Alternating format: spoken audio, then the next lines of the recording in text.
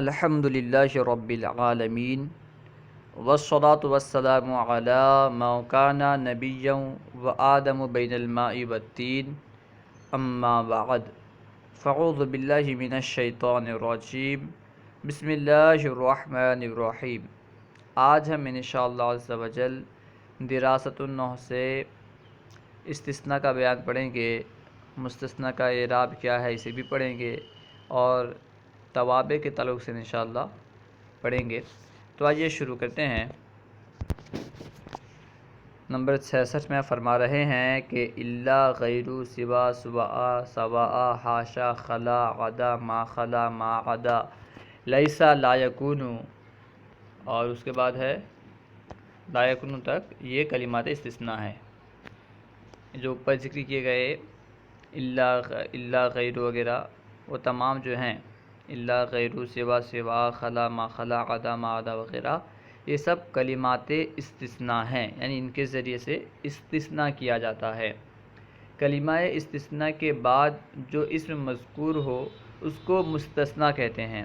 کلمہ استثناء کے بعد جو اسم آئے، جو اسم مذکور ہو، اس اسم کو مستثنیٰ کہتے ہیں۔ مستثنیٰ کی دو قسمیں ہیں، نمبر 1 متصل، نمبر 2 منقطع۔ مستثنیٰ کی دو قسمیں ہیں، متصل اور منقطع۔ اب ہر ایک کی تعریف بھی بیان کر رہے ہیں۔ مستثنیٰ متصل اس مستثنیٰ کو کہتے ہیں جو مستثنیٰ منہ کے جنس سے ہو۔ مستثنیٰ منہ کسے کہتے ہیں؟ جو کلمات استثناء سے پہلے ہوتا ہے اسے کہتے ہیں مستثنیٰ منہ۔ کلمہ استثناء کے بعد جو ہوتا ہے اسے مستثنیٰ کہتے ہیں۔ تو مستثنیٰ متصل کی تعریف کیا ہوئی؟ مستثنیٰ متصل اس مستثنیٰ کو کہتے ہیں جو مستثنیٰ منہ کے جنس سے ہو۔ مستثنیٰ منہ کی جنس سے جو مستثنیٰ ہوگا اس مستثنیٰ کو مستثنیٰ متصل کہیں گے۔ جیسے مثال دیکھیں، جاءنی القوم الا زیدن، جاءنی القوم الا زیدن، اس مثال میں دیکھیں زیدن یہ مستثنیٰ ہے کیونکہ یہ کلمہ استثناء الا کے بعد واقع ہے، اور زید جو ہے یہ قوم کی جنس سے ہے۔ قوم یہاں پہ مستثنیٰ منہ ہے، زیدن یعنی مستثنیٰ، یہ مستثنیٰ منہ یعنی قوم کے جنس سے ہے، تو یہ مستثنیٰ متصل ہوا کیونکہ زیدن جو کہ مستثنیٰ ہے وہ مستثنیٰ منہ یعنی قوم کے جنس سے ہے۔ اب مستثنیٰ منقطع کے بارے میں بیان کر رہے ہیں۔ مستثنیٰ منقطع اس مستثنیٰ کو کہتے ہیں جو مستثنیٰ منہ کی جنس سے نہ ہو۔ مستثنیٰ منقطع کسے کہتے ہیں؟ مستثنیٰ منقطع اس مستثنیٰ کو کہتے ہیں جو مستثنیٰ منہ کے جنس سے نہ ہو۔ جیسے جاءنی القوم الا حمارا، اس مثال میں دیکھیں حمارن جو کہ مستثنیٰ ہے یہ قوم یعنی مستثنیٰ منہ قوم کے جنس سے نہیں ہے۔ حمار ایک الگ جنس ہے، قوم ایک الگ جنس ہے، اسی وجہ سے حمارن جو ہے یہ مستثنیٰ منقطع ہے۔ اب بتا رہے ہیں کہ مستثنیٰ خواہ متصل ہو یا منقطع، بہرحال اس کے لیے مستثنیٰ منہ کا حکم نہیں ہوتا، یعنی مستثنیٰ کے لیے مستثنیٰ منہ کا حکم نہیں ہوتا۔ جو حکم مستثنیٰ منہ کے لیے ہوتا ہے وہ مستثنیٰ کے لیے نہیں ہوتا، چاہے مستثنیٰ منقطع ہو یا متصل ہو، اس سے کچھ لینا دینا نہیں ہے۔ بس اتنی بات ہے کہ جو حکم جس حکم کی نسبت مستثنیٰ منہ کی طرف ہوتی ہے وہ حکم مستثنیٰ کی طرف نہیں ہوتا۔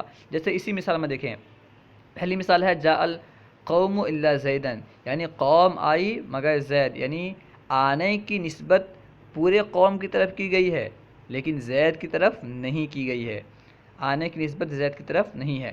اس طرح جاء القوم الا حمارا، یعنی قوم آئی مگر گدھا، تو یہاں پہ آنے کی نسبت قوم کی طرف ہے لیکن گدھے کی طرف نہیں ہے کیونکہ اس کو نکال دیا گیا ہے الا کے ذریعے سے۔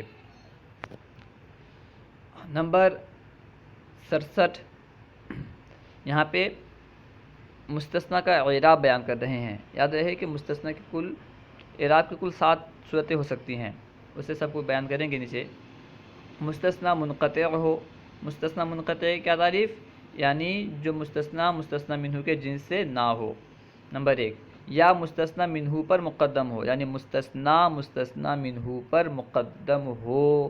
اس میں اور ایک بھی شرط ایڈ ہوگی، وہ ہے کہ وہ کلام غیر موجب میں ہو، یعنی مستثنیٰ مستثنیٰ منہ پر مقدم ہو، اور یہ مقدم ہونا کلام غیر موجب میں ہو۔ کلام غیر موجب کسے کہتے ہیں؟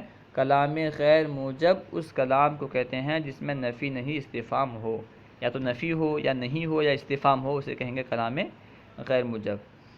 تو نمبر 2 میں ہے مستثنیٰ منہ پر مقدم ہو۔ نمبر 3 یا کلام موجب میں الا کے بعد ہو اور مستثنیٰ منہ مذکور ہو، یعنی مستثنیٰ جس کو کلمات استثناء کے بعد ذکر کیا جا رہا ہے وہ کلام موجب میں ہو، ایسے کلام میں ہو جس میں نفی بھی نہ ہو، نہیں بھی نہ ہو، اور نہ ہی کلمہ نہ ہی استفہام ہو، نفی نہیں استفہام جس میں نہ ہو، اسے کلام موجب کہتے ہیں۔ کلام موجب میں اگر الا کے بعد، لفظ الا کے بعد، کلمہ الا کے بعد مستثنیٰ ہو اور مستثنیٰ منہ ذکر بھی کر دیا گیا ہو تو اس صورت میں اور ایک صورت بیان کرتے ہیں، یا مستثنیٰ خلا عدا ما خلا ما عدا لیس لا یکون، ان کے بعد ہو تو ان 4 صورتوں میں مستثنیٰ کو نصب واجب ہے، یعنی جو پہلی صورت کیا ہے مستثنیٰ منقطع ہو، اس صورت میں بھی مستثنیٰ پر نصب واجب ہے۔ مستثنیٰ مستثنیٰ منہ پر مقدم ہو کلام غیر موجب میں، اس صورت میں بھی مستثنیٰ پر نصب واجب ہے۔ تیسری صورت ہے کلام موجب میں الا کے بعد اور الا کے بعد مستثنیٰ واقع ہو اور مستثنیٰ منہ مذکور ہو، تب بھی نصب واجب ہے، یا خلا عدا ما خلا ما عدا وغیرہ کے بعد ہو تب بھی نصب واجب ہے۔ ان کی مثال دیکھیں، مستثنیٰ منقطع کی مثال بنے گی جیسے کہ جاءنی القوم الا حمارن، جاءنی القوم الا حمارن، یہاں پہ حمارن میں نصب واجب ہے کیونکہ حمارن جو ہے یہ مستثنیٰ منہ قوم کے جنس سے نہیں ہے۔ جاءنی القوم الا حمارن یہ مستثنیٰ منقطع کی مثال ہے۔ دوسری مثال یہ مستثنیٰ منہ پر مقدم ہو، یعنی مستثنیٰ منہ پر مقدم ہو، اس کی مثال ہوگی ما جاءنی الا زیدن احد، ما جاءنی الا زیدن احد۔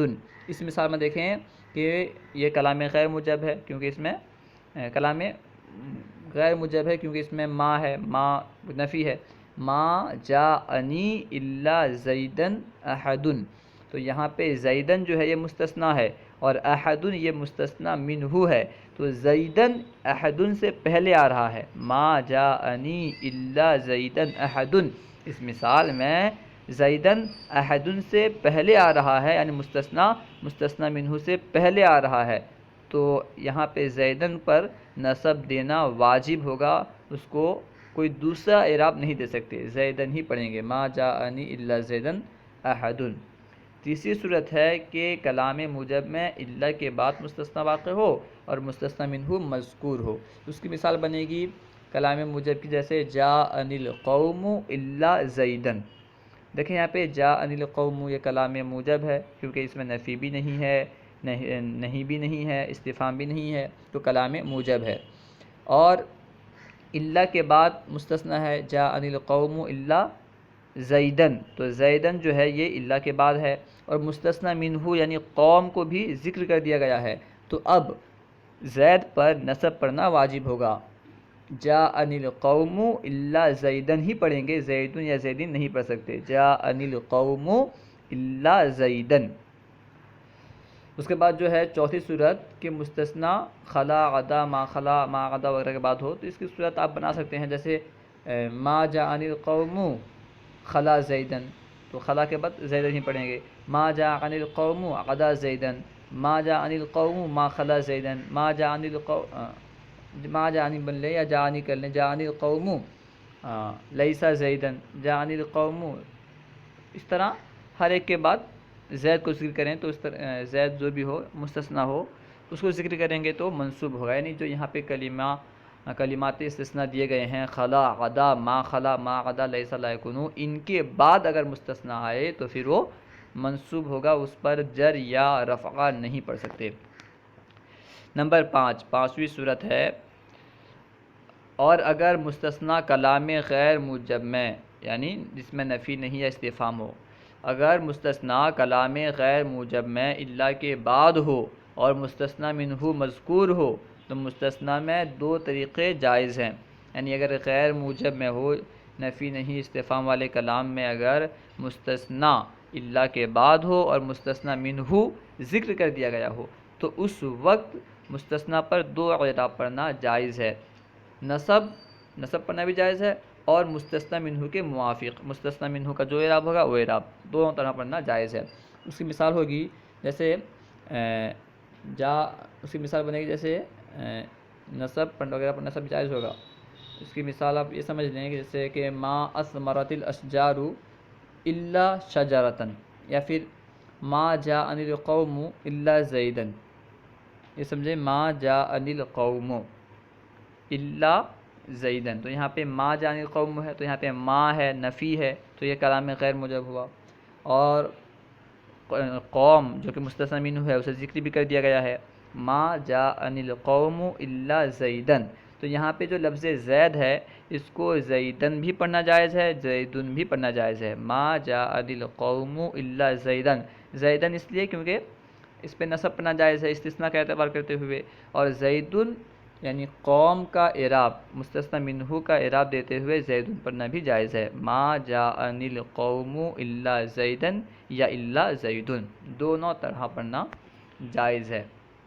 نمبر 6، اور اگر مستثنی منہ مذکور نہ ہو تو مستثنی کا اعراب عامل کے موافق ہوگا۔ اگر مستثنی منہ مذکور نہ ہو، اگر کلام غیر موجب میں اگر کلام غیر موجب میں الا کے بعد ہو لیکن مستثنی منہ ذکر نہ کیا گیا ہو، مذکور نہ ہو، تو اس وقت عامل کے مطابق ہوگا، جیسا عامل ہوگا ویسا ہی اس کا اعراب ہوگا۔ جیسے مثال دیکھیں ما جاءنی الا زیدن، ما جاءنی الا زیدن، یہاں پہ زیدن کو رفع کیوں پڑھ رہے ہیں؟ کیونکہ جاءنی یہ فاعل کا تقاضا کر رہا ہے، اسی وجہ سے زیدن پڑھیں گے۔ اور اگر ہم یہ کہیں ما رأیت تو الا زیدن ہوگا، ما رأیت الا زیدن، تو یعنی عامل کے مطابق ہوگا، عامل جو تقاضا کرتا ہوگا اس کے مطابق مستثنی کا اعراب ہوگا، اگر کلام غیر موجب میں ہو اور مستثنی منہ مذکور نہ ہو۔ جیسے ما جاءنی الا زیدن، یہاں پہ مستثنی منہ مذکور نہیں ہے، ما جاءنی الا زیدن، ما رأیت الا زیدن وغیرہ اس طرح ہوگا۔ نمبر 7، غیر سوا اور حاشا کے بعد مستثنی مجرور ہوگا۔ ان کلمات کے بعد جو دیے گئے ہیں ان کے بعد اگر مستثنی آئے تو مجرور ہوگا۔ جیسے مثال دیکھیں جاءنی القوم غیر زیدن، جاءنی القوم غیر زیدن یا سوا زیدن، اس طرح آپ لگاتے جائیں اور بناتے جائیں۔ تنبیہ، کلام موجب اس جملے کو کہتے ہیں جس میں نفی نہیں اور استفہام انکاری نہ ہو، اسے کہتے ہیں کلام موجب۔ اور ایک مرتبہ دیکھیں کلام موجب اس جملے کو کہتے ہیں جس میں نفی نہیں اور استفہام انکاری نہ ہو۔ نمبر 68، توابع 5 ہیں، کیا ہیں بیان کر رہے ہیں۔ نمبر 1 صفت، نمبر 2 تاکید، نمبر 3 بدل، نمبر 4 معطوف، نمبر 5 عطف بیان، یعنی یہ 5 توابع کہلاتے ہیں، صفت، تاکید، بدل، معطوف، عطف بیان۔ یہ پانچوں اعراب میں اپنے ماقبل کے تابع ہوتے ہیں، ان سے پہلے والے کلمے کا جو اعراب ہوتا ہے ان کا وہی اعراب ہوتا ہے، اعراب میں ماقبل کے تابع ہوتے ہیں، یعنی جو اعراب متبوع کا ہوتا ہے وہی اعراب تابع کا بھی ہوتا ہے، لہٰذا موصوف کو جو اعراب ہوگا وہی اعراب اس کی صفت کو بھی ہوگا، جو اعراب موصوف کو دیا جائے گا وہی اعراب اس کی صفت کو بھی دیا جائے گا، اور مؤکد کو جو اعراب ہو رہی تاکید کو بھی وہی اعراب دیا جائے گا، اور مبدل منہ کو جو اعراب ہوگا وہی بدلو کو بھی، اور معطوف علیہ کو جو اعراب ہوگا وہی معطوف کو بھی، معطوف علیہ کو جو اعراب دیا گیا ہوگا وہی اعراب معطوف کو بھی دیا جائے گا، اور اسی طرح مبین کو جو اعراب ہوگا وہی اعراب عطف بیان کو بھی ہوگا۔ یہ سمجھیں کہ ان سے پہلے ماقبل میں جو ہوگا اس کو جو اعراب دیا گیا ہوگا تو ان کو بھی یعنی صفت کو، بدل کو، اس کے بعد تاکید وغیرہ کو وہی اعراب دیا جائے گا۔ نمبر 69، صفت کی دو قسمیں ہیں، نمبر 1 صفت بحالہ، نمبر 2 صفت بحال متعلقہ. اس کا دوسرا نام بھی ہے صفت بحالہ کو صفت حقیقی بھی کہتے ہیں. صفت بحالہ کو صفت حقیقی بھی کہتے ہیں اور صفت بحال متعلقہ کو صفت سببی بھی کہتے ہیں. تو فرما رہے ہیں کہ صفت کی دو قسمیں ہیں، صفت بحالہ اور صفت بحال متعلقہ. صفت بحالہ کسے کہتے ہیں؟ تعریف بیان کر رہے ہیں. صفت بحالہ اس صفت کو کہتے ہیں جو خود موصوف کے اندر پائی جائے، یعنی جو صفت خود موصوف کے اندر پائی جائے گی اسے صفت بحالہ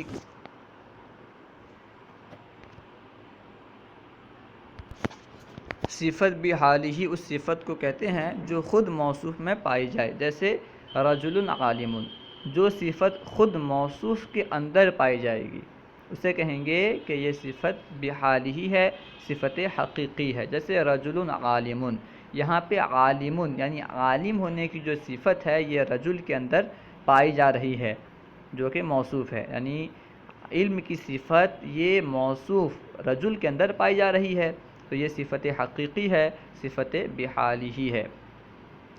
دوسری صفت ہے صفت بحال متعلقہ.